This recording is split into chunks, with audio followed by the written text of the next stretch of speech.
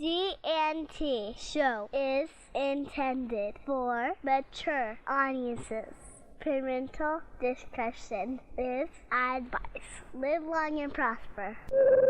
Shall we just start right off the bat with a Las Vegas update? Are we still talking Vegas, right? We are. Talking about Vegas. Yes. You're coming to Vegas, right? Star Trek Las Vegas may take place every August, but on this show... This is where we hang out the rest of the year. Exactly. The crew has been fatigued now from so many months in space, and they need to take a break.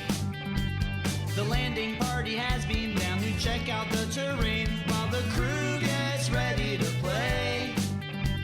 They say there's only plant life living on this lovely rock, but a rodent up here's wearing a vest. Joe Launch for Citizens, welcome to another GNT Supplemental Log. This is Gettysburg 7 coming to you live from the STLV floor in the Rio in Las Vegas. Sitting next to me, as always, Commander Shaw. Hello, everyone. And we're all losing our voices. And actually, I lost mine yesterday and got it back today. Sitting with us, we're very honored to have with us. We don't even need to introduce Mr. Rick Sternbach. Thanks. Great to be here. Welcome to the GNT show.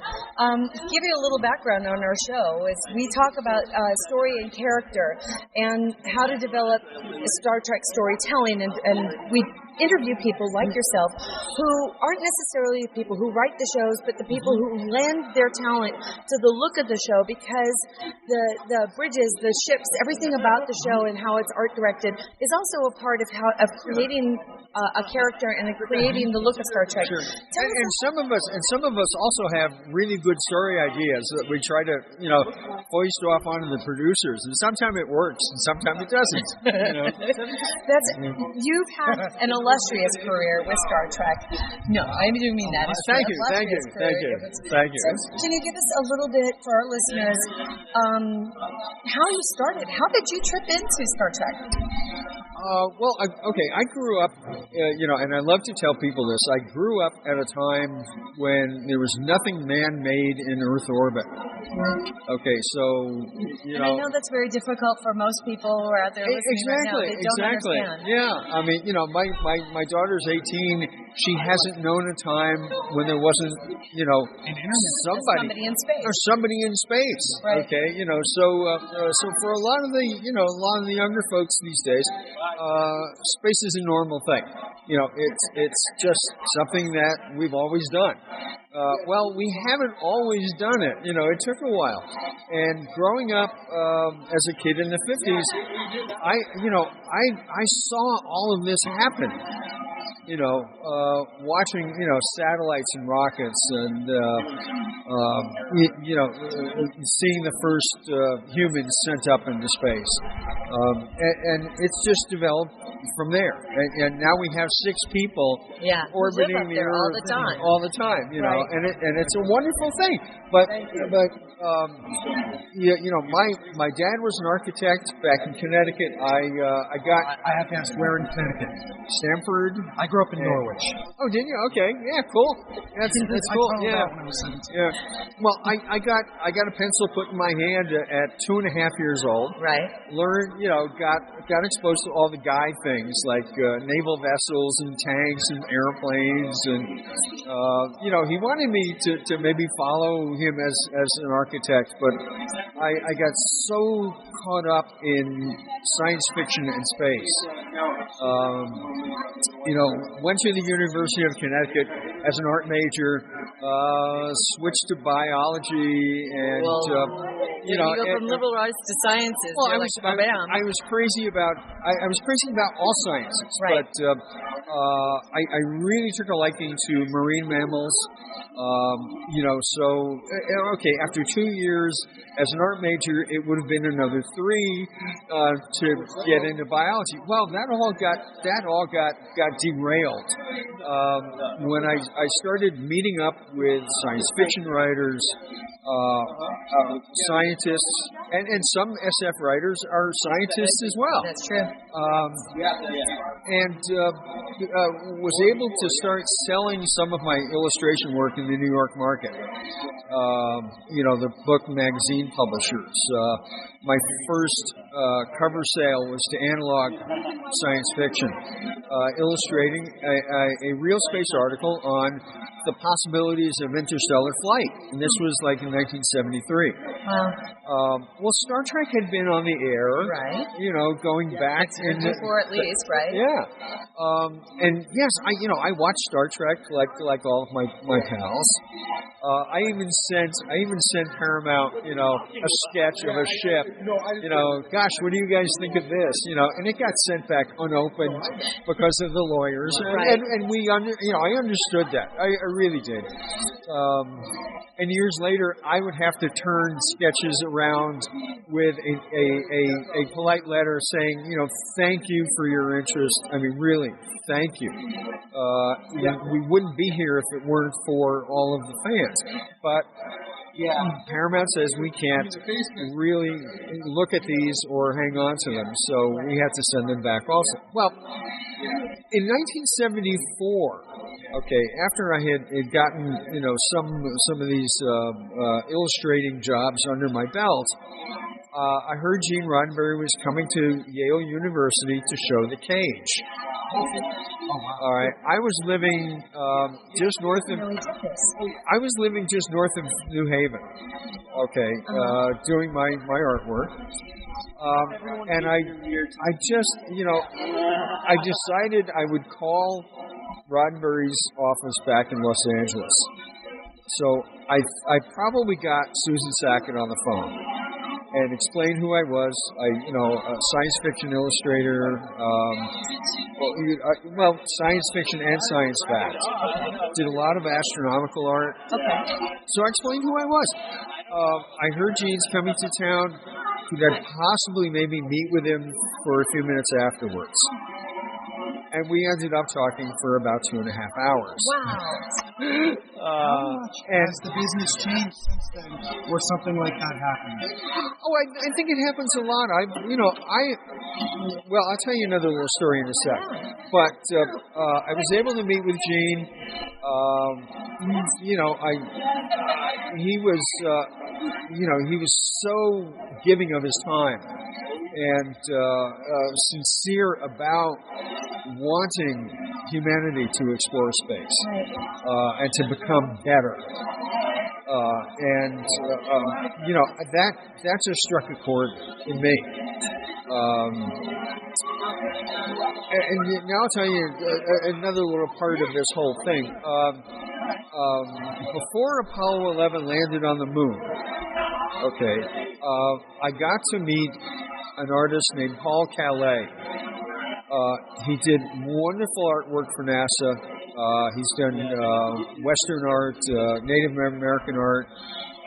He was just a master of the pencil as well as paint. And it turns out he lived 5 blocks away from me in Stamford.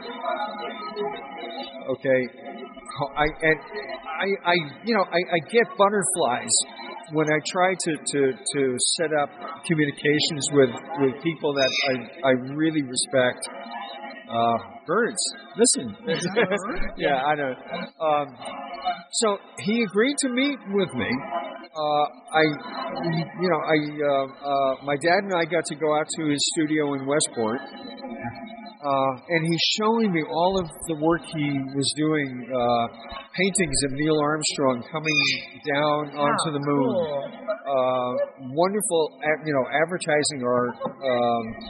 And he stopped. He just stopped cold and he said, "You realize why I'm doing this, don't you?" And I was just like, I was this shaking teenager.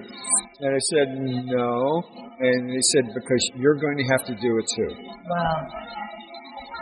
So he laid this curse upon me, and anyone who has ever approached me about how do you do your art, how do you break into the business, how do you think up all these crazy science fiction things, I will take the time to tell them. And that's that's that's one of the reasons why I respected Gene so much for sitting down and talking to essentially a stranger. Yeah. But a stranger who had a lot of the same feelings about the future. Yeah. And in 1974, he was trying, he was talking about possibly getting a first motion picture done. Wouldn't happen for another 4 years. Right. Okay, but by that time, I moved out to California. And through a crazy series of events, after scouting around in Hollywood for a few weeks,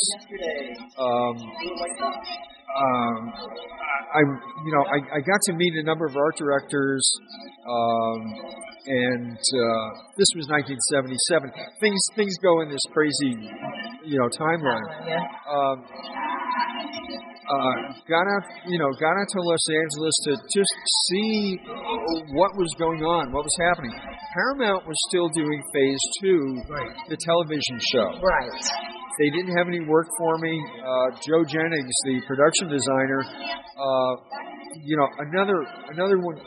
another person gracious with his time, introduced me to Mike Miner, a wonderful illustrator who we lost some years ago. John Cartwright, set designer.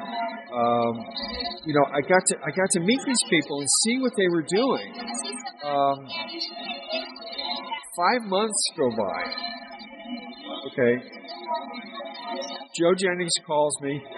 He says, Paramount's announcing the feature in the morning. Would you like to come in? Wow.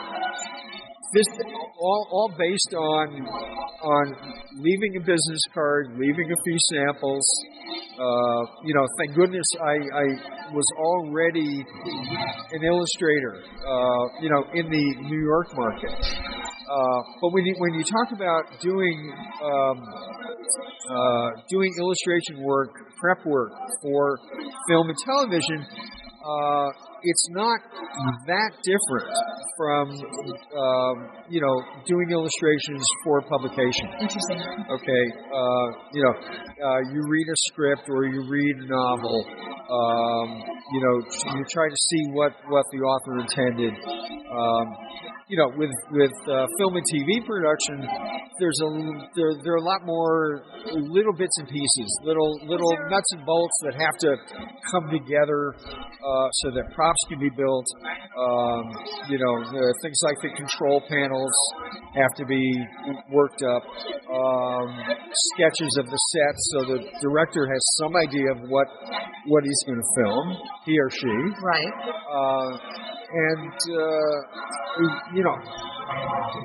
It just exploded from there, from the first film. That's really, really cool. What mediums did you find yourself working in most for the first film? Mostly pen and ink. Okay, 1978, we did not have, didn't have CG, didn't have digital. Right, we didn't have, there were no scanners, there were no, there was no Photoshop. So I worked primarily in pen and ink, colored pencil. I did one full color painting of the engine room. Okay, it took forever, and they didn't like the fact that it took forever. I didn't like the fact that it took forever, but it showed, it showed the concept of the engine core for the refit Enterprise. Okay. We did, we were essentially reinventing Trek before the next reinvention on Next Generation. Right. But for the motion picture, the Enterprise bridge had to be fleshed out from the TV show version that they were designing. So suddenly there was a bit of an influx of cash. Now it's a movie, and a lot of the sets were added to. We have the big aluminum wall panels in the corridors. Right. What we call the K-beams in the corridors. I did little annunciator lights in the ceiling. So I helped out with little bits and pieces that the set designers and the production designer were working on, and maybe a third of the control panels on the refit ship. We also did lots of signs, signs for pointing to the airlock, signs pointing to various places on the office complex in the movie and on the Enterprise itself. So all of that had to be invented. It's not like a detective show where you could just go and rent things, right? Or build a set that looks like something that we know and is familiar. The 23rd century, 24th century, all of that future set and hardware had to be invented. Amazing. Now, so many people that refit Enterprise is their favorite. The looks of it, and Terry and I have talked about, we're both of an age where we remember seeing it in the theater. And I get now when I show it to younger people, the sequence with the first flyby of the Enterprise, they find it boring. But they don't get the goosebumps that we still get from it had been off the air for so long, syndication, but that first... To us, it was the money shot. That was the money shot. Exactly. That was so beautiful. Well, the refit Enterprise was stylistically a complete work of art.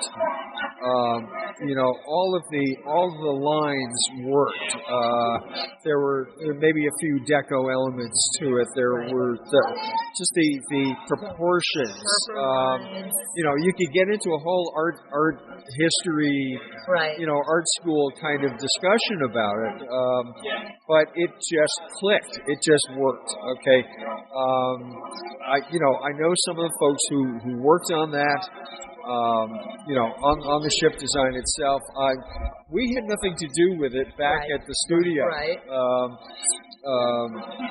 Magicam and Robert Abel's shop and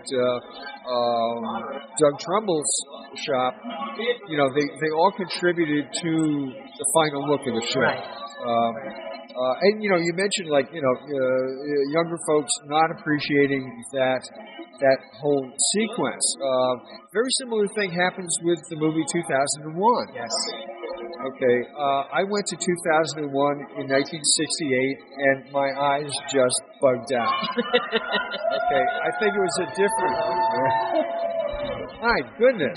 It's a busy day here. It's a con. It's a con. So you were. So, when I saw 2001 back in 1968 at the Cinerama Theater with the wide format, 70 millimeter screens. My eyes just bugged out, and I think it was, 2001 was a product of the times. Right. We were sending people into space finally on some kind of a schedule. We could imagine what it might be to live on the moon, to send ships out to the outer planets. And I think that really resonated with a lot of people. Right. Now, boy, it's commonplace. You send 3 more people up to the space station every couple of months. And we have a probe that just made it to Pluto.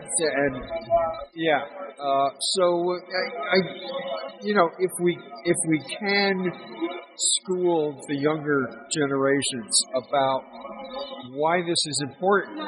And this is a great segue for us to kind of move into, because I know that you're working and you're putting a lot of heart into the new restoration projects that you have. I really want you to be able to discuss those before we have to tie up any interview and let you move on your way. But let's talk about what project you're working, the restoration project that you're working on right now. The National Air and Space Museum, Smithsonian Institution, took possession of the original 11-foot Enterprise in 1974. Yeah, I'll check that out. All right, I got to see the ship in pieces in the storage room. And didn't think much about it. I didn't have a camera with me. I looked in the room and it's, oh wow, there's the Enterprise, and moved on. Okay. The ship has been through a couple of restorations under different chains of command at the museum. Right. The current administration at Air and Space wants this new restoration, conservation to be, perfect. Well, maybe not super duper perfect where every scratch is eliminated. Right. But to restore and conserve, restore the bits of the ship that need fixing. Right. Okay, there's some parts of the wood structure that need repair. Some bits of it need to be repainted. We'll recommend and will help with things like the registration markings, the hull graphics, the lighting systems. Okay, Margaret Wiedekamp from the Aerospace Museum was here the other day, and we all talked about our hopes for this restoration. The top of the saucer will not be radically touched at all.